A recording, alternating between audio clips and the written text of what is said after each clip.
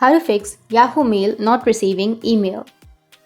So if you want to fix Yahoo Mail not receiving email, then what you need to do is you just need to simply go with your Play Store and make sure that you don't have any updates. So go with search and search for Yahoo. Once you search for Yahoo Mail, now if you have any updates instead of this open button, then you just need to simply go with update and update the application. Once you've updated, then your problem might be fixed. But if that doesn't fix your problem, then just simply tap and hold on to that Yahoo application. Go with the app info, tap on storage and cache. Once you tap on it, you need to simply tap on clear cache and clear storage.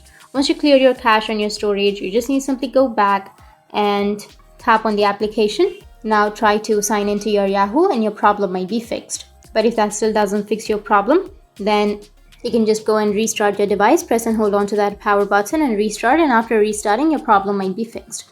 If that still doesn't, then you just need to simply tap and hold on to that application and uninstall the application and again install it from your Play Store and your problem might be fixed. So that's it. That's how you can fix Yahoo Mail not receiving emails. And if you have any questions, feel free to comment below. Thanks for watching.